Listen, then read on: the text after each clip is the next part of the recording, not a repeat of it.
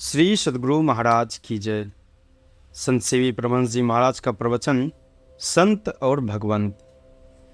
वसंत ऋतु को ऋतुराज भी कहते हैं। यही हेतु है कि ऋतु वसंत में संत और भगवंत के अवतार हुए हैं। यथा चैत्र में भगवान श्री राम और भगवान वर्धमान के, तो वैशाख में हमारे परम पूज्य गुरुदेव और भगवान बुद्ध के अवतारों की तिथियां भी अपनी अद्भुत स्थितियां रखती हैं और अपनी निराली नीति अपनाती हैं। जैसे भगवान श्री कृष्ण का अवतार अष्टमी को, तो भगवान श्री राम का नवमी को।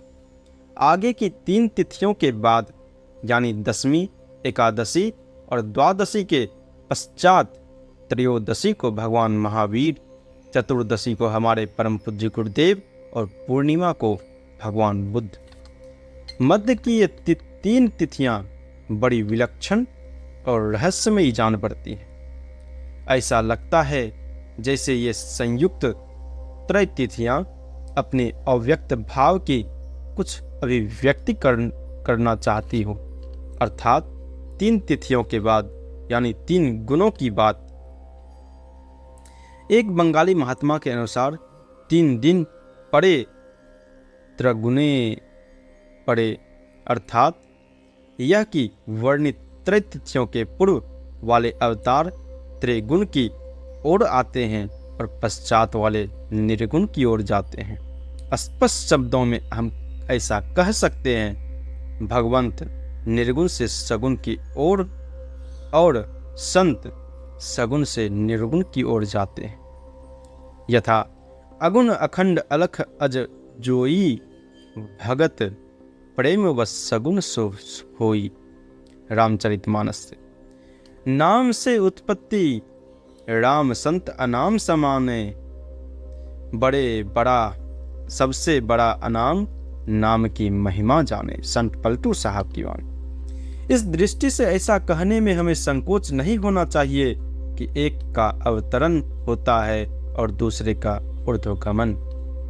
भगवान के अवतार के संबंध में स्वयं भगवान श्री कृष्ण ने श्रीमद् भगवद गीता में कहा है, यदा यदा हि धर्मस्य ग्लानिर्भवति भारत, अभ्युत्थानम धर्मस्य तदात्मानं सृजाम्यहम्।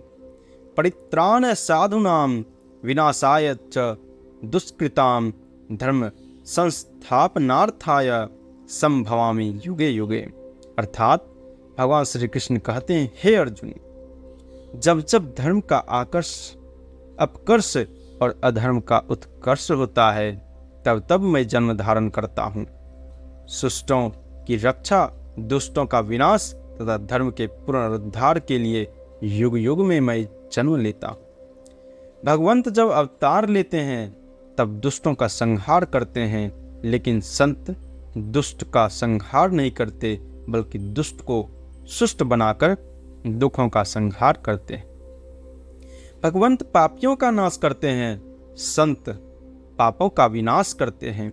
भगवान श्री राम ने रावण आदि राक्षस का और भगवान श्री कृष्ण ने कंस आदि दुष्टों का संहार किया, लेकिन भगवान बुद्ध ने अंगुलीमाल जैसे क्रूर कर्मी अत्याचारी का संहार नहीं, वरन उनका सुधार और उद्धार किया। हमारे गुरु महाराज जी ने कितने रावण, कंस और अंगुलीमाल जैसे नराधमों का उद्धार किया, यह अवर्णनीय है।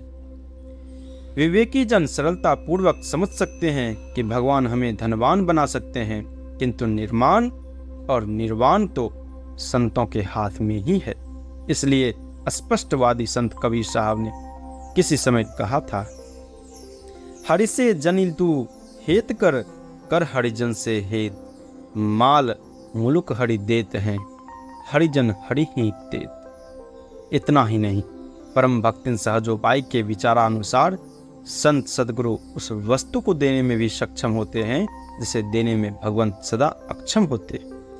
गुरु देवे तासो अधिक, राम सके नहीं दे, मूर्ख बिगाड़े आपने, गुरु तजी राम ही से। प्राणियों के परम कल्याण हित हमारे सदगुरु महाराज जी ने अपने जीवन की आहुति देकर ईश्वर भक्ति का प्रचार किया, किंतु वह अंधविश्वास की भक्ति नहीं है, अपितु ज्ञान योग युक्त ईश्वर भक्ति है। आज देश विदेश में विभिन्न प्रकार के धर्म फैले हुए हैं, किंतु ईश्वर स्वरूप के संबंध में जो ज्ञान होना चाहिए, लोग उससे बहुत दूर हैं।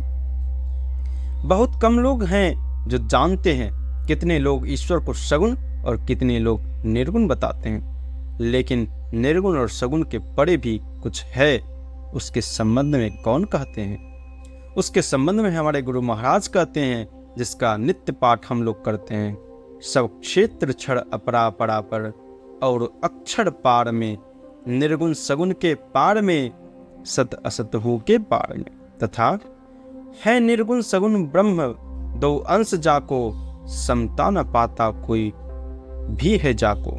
जो है परम पुरुष सबको आधारा, सोई पी प्यारा, सोई पी प्यारा। आपको सुनकर आश्चर्य होगा कि सगुण के परे निर्गुण होता है, फिर निर्गुण के परे में क्या होगा? मैं कहूँगा कि निर्गुण के पार में जो होगा वही होगा परमात्मा, जो परम पुरातन और परम सनातन है।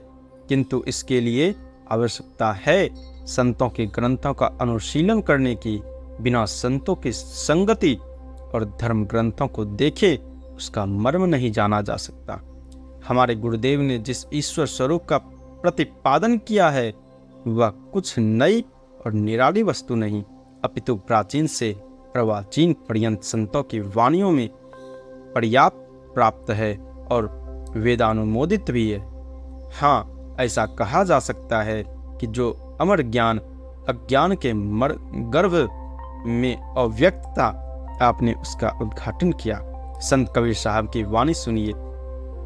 सरगुण की सेवा करो, निर्गुण का करो ज्ञान, निर्गुण सरगुण के परे तहे हमारा ध्यान। तथा नहीं निर्गुण नहीं सगुण, सरगुण भाई, ना ही स्थूल सूक्ष्म स्थूलम, नहीं अक्षर नहीं अवगत भाई, ये सब जग के मूलम। गुरु नानक साहब ने भी कहा है, निर्गुण सरगुण त्रहुगुण से ते दूरी, नानक अलिप्त रहिया भरपूरी। गोस्वामी तुलसीदास जी महाराज को भी यह मान्य है कि निर्गुण शब्द ब्रह्म के परे भी कुछ है, जिनको ब्रह्म ज्ञानी जानते हैं। यथा शांत निरपेक्ष निर्मम निरामय अगुण शब्द ब्रह्म के पार ब्रह्म ज्ञानी। संत गरीबदास जी ने निर्गुण और सगुण को प्रभु की कला अंश बतलाया है। यथा निर्गुण सरगुण सब कला, बहुरंगे बड़ियाम, पिंड ब्रह्मांड पूरन पुरुष अवगत रमता राम। ब्रह्मांड पुराणोत्तर गीता में भी भगवान श्री कृष्ण ने परमात्म स्वरूप को बिंदु नाथ कलातीत कहकर वर्णन किया है, तथा श्रीमद् भगवत गीता के 13 अध्याय में तो उन्होंने कहा ही है, वह अनादि पर ब्रह्म है, उसे न सत कहा जा सकता है न असत ही। साथ ही 15वें अध्याय में भगवान श्री कृष्ण ने क्षर पुरुष और अक्षर पुरुष के परे उत्तम पुरुष का भी प्रतिपादन किया है। यथा द्वा विभव पुरुषो लोके क्षरश्चाक्षर एवच उत्तमः पुरुष सत्वन्यः परमात्मने त्यो दाहृदतः। अर्थात इस लोक में क्षर अथवा अक्षर 2 पुरुष हैं, इसके सिवा उत्तम पुरुष और है जो परमात्मा कहलाता है। मैत्रेय उपनिषद में लिखा है, मूर्त और अमूर्त ये दोनों प्रभु के रूप हैं। जो मूर्त है वह असत्य है और जो अमूर्त है वह सत्य है। मूर्त अर्थात सगुण, अमूर्त यानी निर्गुण। ज्ञातव्य है कि क्षर पुरुष सगुण है और अक्षर पुरुष निर्गुण है, और इन दोनों यानी सगुण निर्गुण के परे पुरुषोत्तम परमात्मा है। साधना का आरंभ कोई यहाँ से नहीं कर सकता, पहले मानस जप और फिर मानस ध्यान करके दृश्य साधन करना होगा, तब शब्द साधन करके कोई परमेश्वर को पाता है। इसके लिए सदाचार का पालन अनिवार्य रूप से करना होता है। इसलिए झूठ, चोरी, नशा, हिंसा और व्यभिचार, इन पंच पापों से सदा बचना होता है। बोलिए प्रेम से श्री सद्गुरु महाराज की जय। कृपया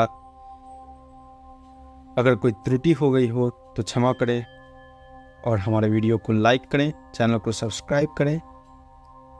और अगर आप लोग कुछ सुझाव देना चाहें तो कमेंट में अवश्य सुझाव दें। श्री सद्गुरु महाराज की जय।